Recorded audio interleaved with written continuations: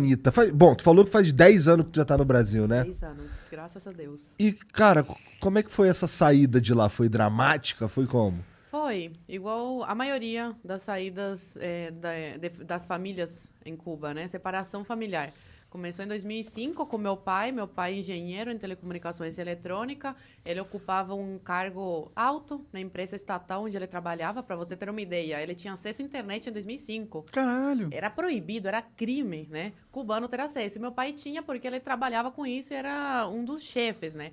Mas ao contrário do que todo mundo fala e acha, a gente não tinha uma vida de rico. Era uma vida menos miserável. Então, quando você ocupa um cargo como o que meu pai ocupava, você tem que entrar para o Partido Comunista de Cuba. E quando você entra, aí esquece, você nunca mais consegue se desligar e sair do país. E meu pai não queria isso. Aí foi quando ele tem família brasileira, meu pai, a ascendência dele é libanesa. E há muito tempo atrás eles migraram, uma parte foi para Cuba, o avô dele foi para Cuba, outra parte para o Brasil, Venezuela. E aí essa família brasileira, a prima dele fez uma carta oficial convidando meu pai para passar umas férias aqui no Brasil, 3 meses, que era o máximo que um cubano podia ficar fora de Cuba. E aí, depois de muito trabalho, porque não foi fácil ele conseguir a autorização para sair, ele veio para cá de visita e deixou minha mãe grávida da minha irmã do meio. E eu com 5 anos na época. Minha mãe estava quase dando à luz. Ele veio em julho, agosto e novembro. Minha mãe deu à luz a minha irmã do meio. E aí eles ficaram 4 anos separados. Meu pai ficou aqui no Brasil. Ele pediu asilo político depois de estar 1 ano aqui no Brasil. E deixou minha mãe lá grávida. Aí depois de quase 4 anos, ele consegue tirar minha mãe de Cuba. Como que vocês se mantiveram sem ele lá durante 4 anos? Minha mãe, meu tio, irmão dela, mandava coisas para ela vender no mercado negro, roupa, essas coisas. Que o governo, ele finge que não vê essas coisas, mas ele sabe o que acontece. E é bom para eles porque faz essa economia de Cuba girar de alguma forma. Como que funciona esse mercado negro? Isso é interessante. Eu imaginei que existiria alguma coisa, né? Porque... Pessoas que têm família fora recebem roupas, sapatos. E é tranquilo deles receberem? Recebem pelo correio? Como que eles fazem isso? Sim, porque aí fica uma comissão com o governo cubano. Entendi. Entendeu? Eles sempre ganham de alguma forma. Entendi. Eles recebem para a pessoa passar esse pacote para dentro da ilha, entendeu? Entendi. Mas Ou pessoas que trabalham no, sei lá, onde tem carne, essas coisas, em indústria, roubam e vendem no mercado negro também. Entendeu? Entendi. Só que aí você não sabe a procedência, nada. A gente não sabia de onde saía o frango que minha avó, meu avô compravam para manter a gente em Cuba. Cara, isso é muito louco, porque assim, você tá me contando coisas que pra mim eram fábulas, sabe? Eu achava, eu sabia, quer dizer, já tinha escutado falar como era a vida lá, mas pelo que você tá me falando, uma cubana que viveu lá e que tem família lá, isso é assustador até. Mas tipo, não poder sair de Cuba. Eu falo isso, que se eu fosse brasileira e não fosse cubana, pra mim acreditar numa coisa dessas, porque parece uma coisa tão longe da realidade aqui do Brasil, né? Mas, infelizmente, é isso que os cubanos passam. Atualmente, o cubano pode sair da ilha, tá? Só que é muito difícil, tem que ter muito dinheiro e, geralmente, quem consegue é quem tem família fora, que aí consegue bancar essa saída. Agora tá mais liberada essa saída, não como antigamente, que era completamente... Por exemplo, criança não podia sair de visita. Por isso que meu pai teve que separar toda a família. Aí, terminando essa história, meu pai ficou no Brasil, depois de quase 4 anos, consegue tirar minha mãe de Cuba, eu e minha irmã ficamos com os nossos avós. Eu com 9 anos na época e minha irmã com 3.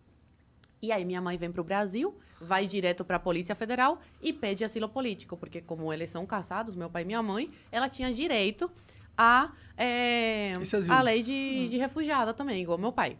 E aí minha mãe fica no Brasil, engravida nesse período, uma coisa de Deus, eu sou muito católica, acredito muito, e realmente foi uma coisa de Deus, porque meus pais estavam muito mal na época de dinheiro, assim, R$ 5 no bolso, por exemplo.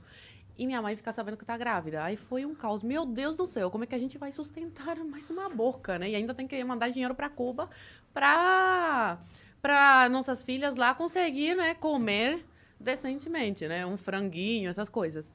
Mas aí acabou que foi uma coisa de Deus, porque ajudou na nossa saída. Ter uma irmã brasileira. Aí depois de quase 3 anos, eles conseguem tirar a gente de Cuba. Meu pai conhece a minha irmã do meio com 5 anos e volta a me ver com 12. E a gente conhece a nossa irmã caçula brasileira, juinvilense, Santa Catarina, com quase 3 anos. Aí, resumidamente, essa é a história da minha família. Então tua família daqui tinha que mandar dinheiro pra lá pra vocês poderem comer. Pô, mas lá não é o comunismo, não é todo mundo come? Como é que funciona? Não. A igualdade lá é de miséria, só que tem uns mais miseráveis do que outros. Aí minha avó, ela comprava uma caixa de frango, quando tinha, não era todo mês que tinha, por mês, pra gente.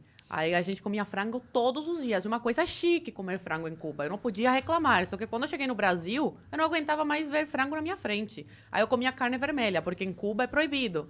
Você vai pra cadeia, 20 anos por matar uma vaca. Sério? É. Caralho. Eles falam que é porque não tem pra todo mundo. Sei. Mas pra família do Fidel não falta, com certeza. É, imagino Nem pra que família não. do Dias-Canel, Raul Castro. Aí é isso. Caraca, que absurdo! Nossa senhora, dessas daí, esse lance de não poder comer carne vermelha porque não tem pra todo mundo é foda. Sim. Você ficou em Cuba, então, de que idade a que idade, mais ou menos? Eu nasci em Cuba, fiquei até os 12. Então, 12 anos ali de... Qual que outras... Tipo, qual foi um dos maiores choques que você viveu quando você teve essa mudança de vida, de vir pro Brasil, assim? Parece uma coisa fútil, mas uma coisa que me marcou muito e cubanos que eu conheço no Brasil também, tipo, foram marcados por isso. O mercado. Quando eu entrei no mercado. Até hoje eu fico tonta. Eu entro no mercado... Eu procrastino a minha ida ao mercado, porque eu fico tonta, de verdade. Tem muita variedade. E aí eu fico tipo, ai, o que tem que pegar não sei o quê? Então minha mãe que vai, meu pai que vai. Eu odeio ir no mercado por isso. Então ver essa variedade, essa quantidade de comida, de papel higiênico... Papel higiênico. produtos de limpeza, tudo isso. E outro choque foi a liberdade... Liberdade, né? Que depois eu vi que não era tanta em sala de aula, mas é bem melhor que Cuba. Que aluno podia levantar a mão e falar, mas professor, e questionar o professor. Com educação, tudo. Como eu que é em olhava Cuba? assim, não pode. Como que a sala de Cuba, todo mundo quietinho, se alguém falar você alguma tem coisa... que dar amém pra tudo que... E o que acontece se um moleque rebelde em Cuba começa a fazer aprontar? Prejudica teus pais.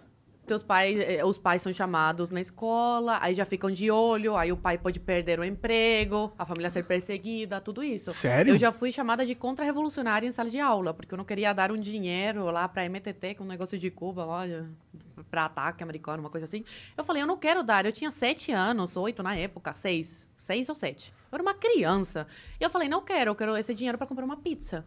E aí a professora incentivou os alunos a me chamarem de contra-revolucionária. Caralho, é bem Coreia do Norte. Até hoje eu lembro disso. Até hoje... Então até os professores eles são usados como massa pra doutrinar as crianças. Sim, claro. E foto do Che Guevara, do Camilo Cienfuegos, do Fidel Castro, colocar flores, né?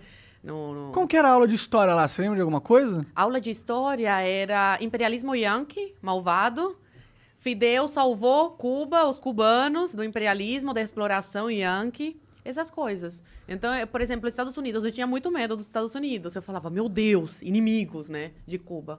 Então, eles fazem desde criança a tua cabeça, né? E aí eu falo que isso prejudicou muito a cultura em Cuba. Cuba, era um ícone, né, da música, Célia Cruz, Orixás. Atualmente é muito pobre culturalmente. E isso se deve à grande manipulação e doutrinação em sala de aula. Não tem muitas mentes criativas, não tem liberdade nenhuma. Não, é só aquilo, são máquinas, né? Entendi. Eles te programam para repetir, obedecer. E